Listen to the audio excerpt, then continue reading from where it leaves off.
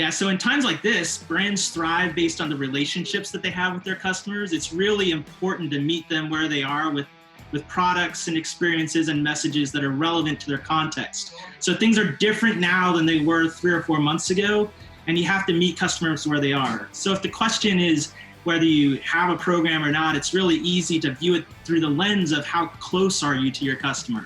If you know exactly who they are, what they buy, when they buy, then maybe you don't need a program. Lots of B2B businesses with dedicated salespeople have that sort of relationship.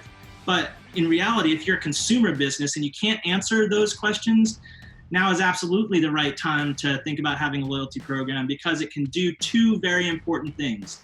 1, getting customers to cross the threshold and create a relationship.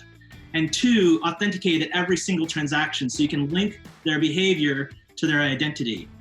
Loyalty program can do a great job to give customers a why not to create a relationship, and then of course for continuing one.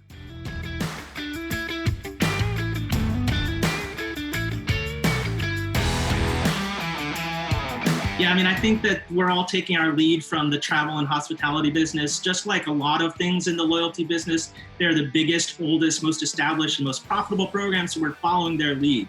What we've seen there is that the airline and hotels have taken the next right step in meeting their customers where they are, and what they did was to extend timelines for status qualification as well as expiration. In our business, we have a really important client, Pizza Hut, who took that cue and extended the period for points expiration in the same vein, and we've gotten really positive feedback from their customers. I think at the end of the day, we just need to be very empathetic and meet customers where they are in this context that is so very different.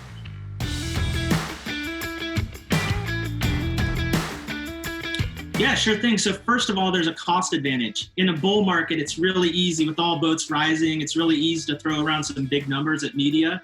But in a down market where we are now, and we're probably headed even lower, you need to do more and you need to do it differently. You need to get closer to your customers. Second of all, we've been talking about COVID as the greatest accelerant of digital transformation ever. So when we look at some industries like grocery, where users have been reluctant to adopt digital ordering solutions, they're now forced to by the environment. And those are all new relationships that need nurturing and cultivation. Finally, it's all about creating intimacy with the data. How else might you know that somebody's lost their job or changed their living situation if you can't discern those facts from customer level data? So I think that at the end of the day, empathy is our key. Empathy is our superpower to emergence, and loyalty is the best way to create intimacy and relevancy with consumers as we emerge.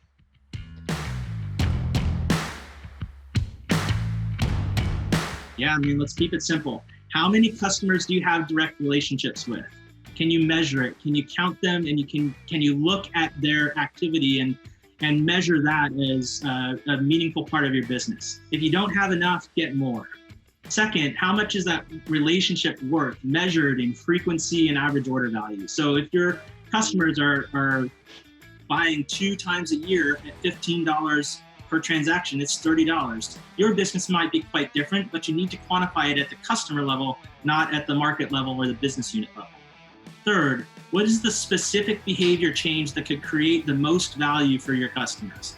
So it doesn't have to be the proverbial like one more transaction. In times like this, it could be something different. It could be like trying curbside service for the first time, or downloading an app for online ordering, or some other digital activity, again, crossing that threshold to creating a relationship that allows the data to flow both ways. So what is the specific behavior change that can create the most value for your business? Once you know the value of that behavior change, you can compare that to the cost of designing and installing a program. So you can take 10 million customers and get one more transaction and compare that cost to the cost of launching a program. Or in today's environment, what is the value of having 300,000 people download the app? Finally, I think we at T3, we've had a lot of success thinking about these things from a product perspective. So what is an MVP? What is a measurable, testable, minimally viable product that you can launch in the marketplace and get reactions from consumers? And then once you've done that, what's the feature backlog? How can we add more features and measure the performance of those features to get in front of more users and drive the business conversation in the direction. It doesn't have to be a great, big, complicated, and expensive project. Start with an MVP and layer your features after that.